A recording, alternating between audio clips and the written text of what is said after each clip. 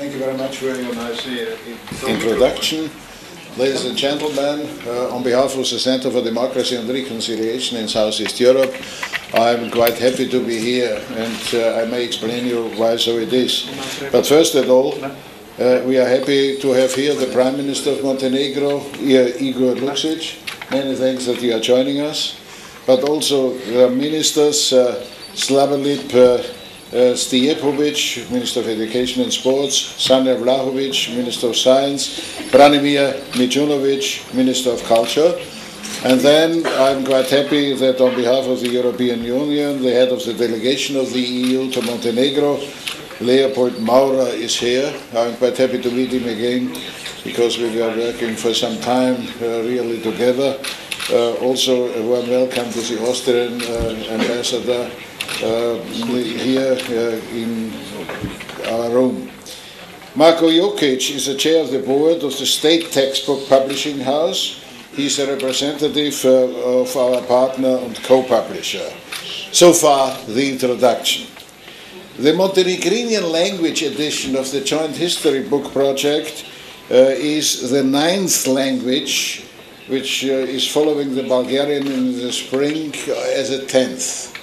Here you can see we are looking to the variety of the region, which I think is quite important. But the language variety is not the only one point. I think there are a lot of other varieties coming out of history. And I think it is extremely important to go in two directions, to accept the variety, but also to go the way to unity, to a common understanding. And history is for sure the background of a common understanding. And therefore we are quite happy that we can, as Center for Democracy and Reconciliation, and I think we are over our 10th year of existence. 13. 3 additional years. We succeeded here in this work. May I tell you what the reason was? Some of you may know, forget it immediately, that there was a special coordinator of the Stability Pact for Southeast Europe. We did one event, which is also coming close to a jubilee. That was a Business Advisory Council for Southeast Europe, for business, investment, and so on and so on. It's quite obvious that it is necessary to do it in common. But also on the other side, to get a better mutual cultural understanding, to have the capacity to live in neighborhood. We were focusing on education problems, especially on a better mutual understanding. If we are speaking about neighborhood, that means you have to understand your neighbor. It's not necessary that you are joining his opinion, but you have to know which opinion he has. You have to know which way he has gone, because you are asking also for an understanding for your own way. I think it is a mutual process. So it came out, as we did some research on behalf of the Stability Pact, that the history books, by majority, are, I want to be outspoken, a nightmare, because the presentation were in different directions. If you are looking to the maps, to the historical maps, or if you're looking to the caricatures in the different history books, I think it's really horrible. That's the one side. The other side is European Union. I think the real advantage of the integration process in general is to overcome the different perception of history, especially concerning that it is an argument against the other. I think everybody is speaking that the European integration process has started with the community and coal and steel and so on and so on. In reality, it has started with a way to overcome 300 years of wars between Germany and France.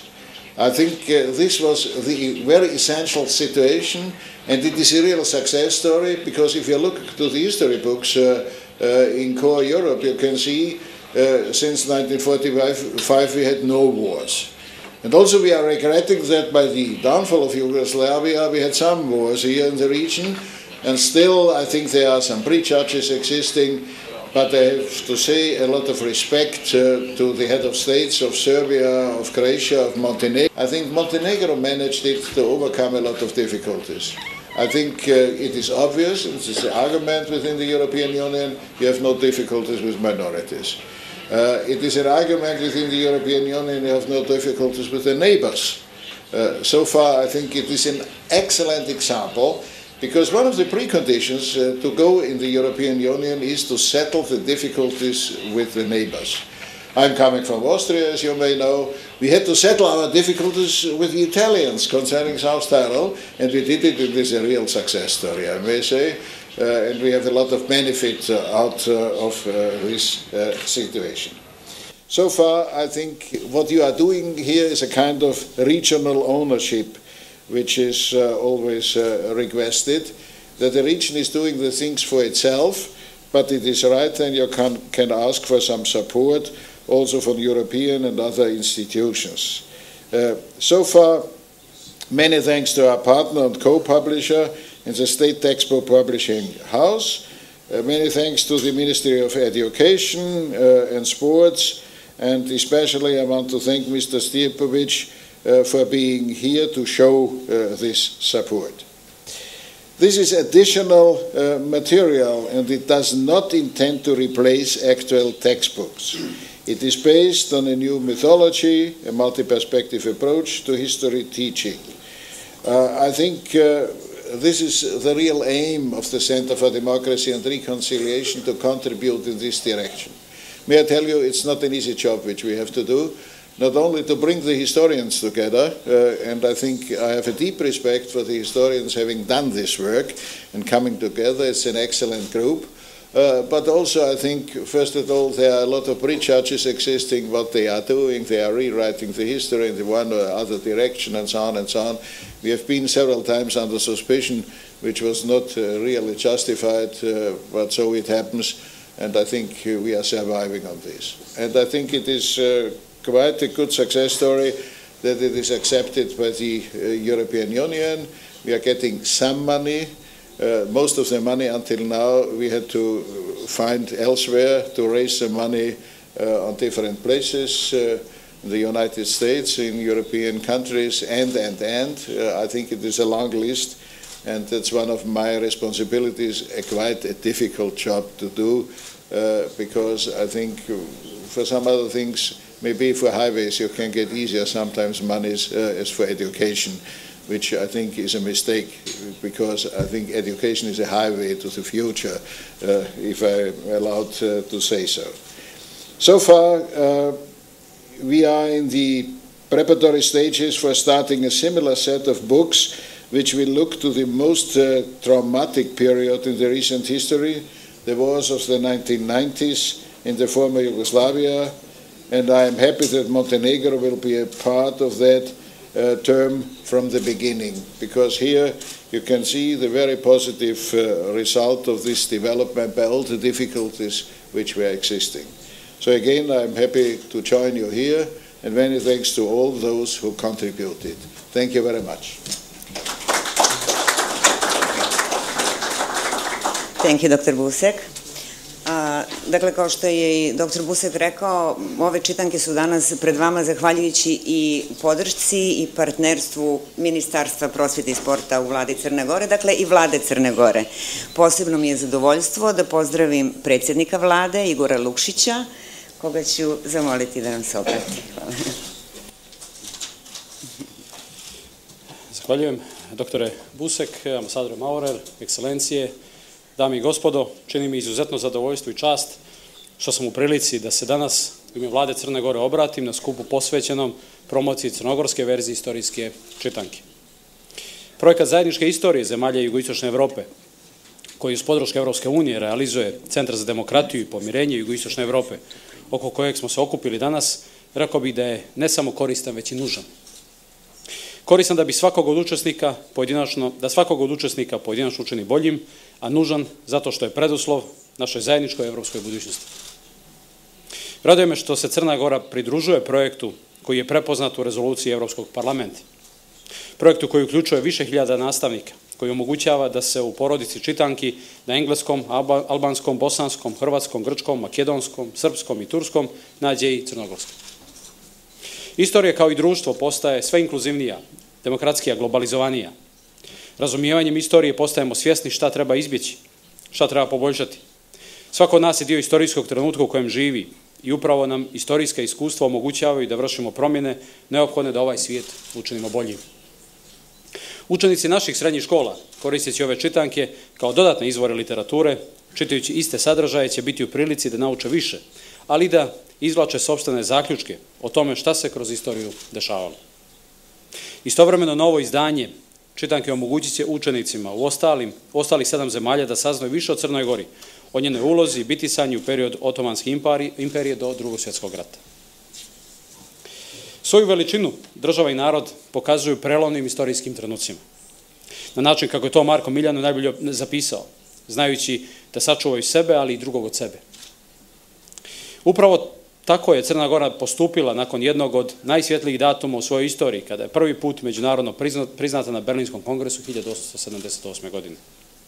Umjesto osvete, nakon dugih ratova protiv Turske, Crna Gora je znala da sačuva nehrišćansko stanovništvo i do jučerašnjeg protivnika prihvati kao svog partnera, kao ljude sa kojima će živjeti zajedno, obogaćujući sebe različitostima. Crna Gora nije nikada kao samostalna država ratovala protiv susjeda i drugih država, već samo protiv imperija.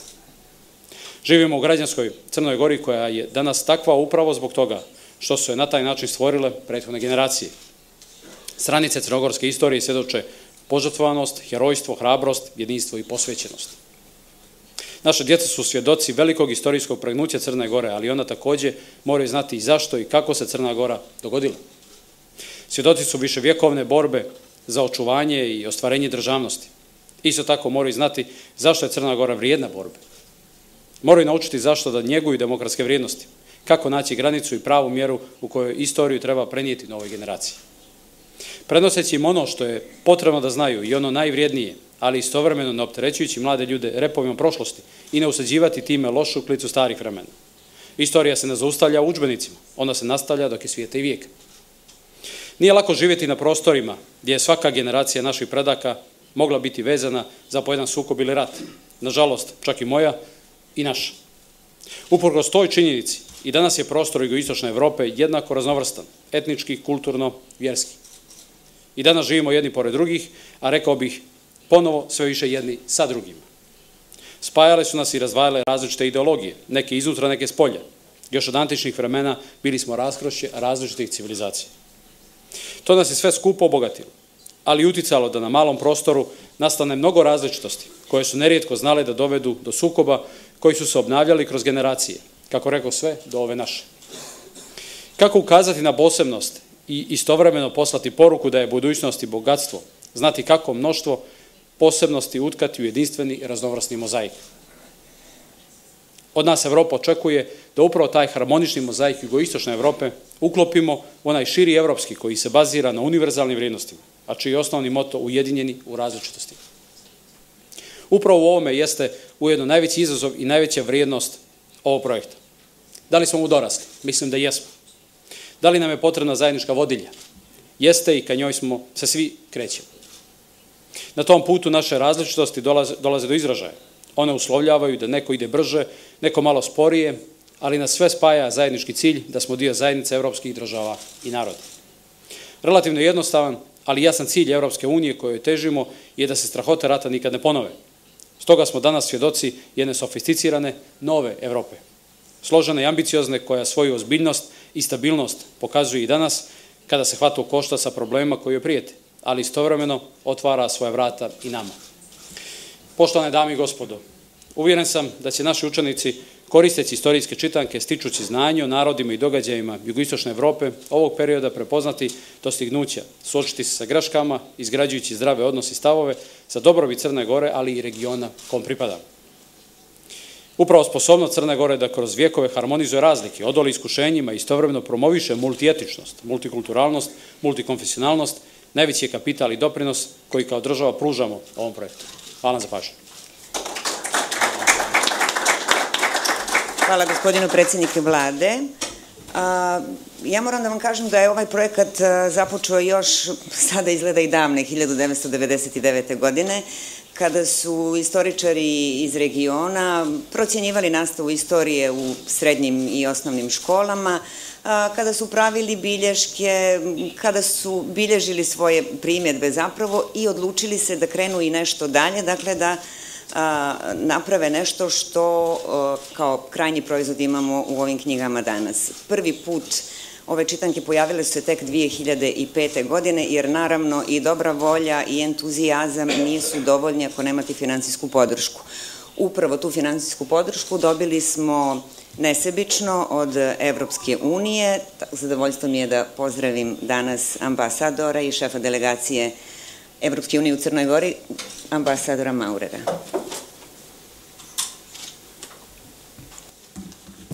Dear Prime Minister, dear Mr. Busek, colleagues, ladies and gentlemen, when I look in the audience, I discover an old colleague which, when we speak about history, I have to mention, who is a real European, born in the Czech Republic, grown up in Austria, became a French, and is now a colleague in the Commission, and his name is Wenceslas de Lobkowitz. So a family with a very important influence on history, and he is also responsible partly for this project we are here today.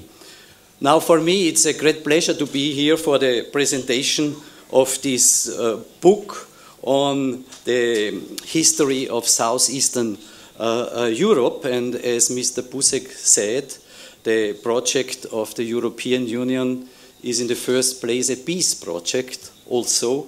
At the moment we are just starting a new discussion for a new narrative of the European Union, because the young people in Europe, they have no relation anymore to the wars, and the Euro crisis brought up other problems which we have to face in the future. But I'm convinced for this area still peace, stability has to be in the forefront.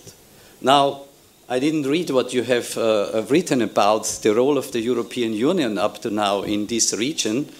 And I think, to be open, I think we have lost 20 years, because it could have been, if the history would have been different, that already Yugoslavia would have become a member of the European Union. Many people wanted it in Brussels, but unfortunately it did not work out. And now, in these 20 years, slowly, we are approaching to European integration, and I'm quite happy that the frontier with the European Union next year will become next to Montenegro. So I think this is a very step forward, that Croatia is now becoming a member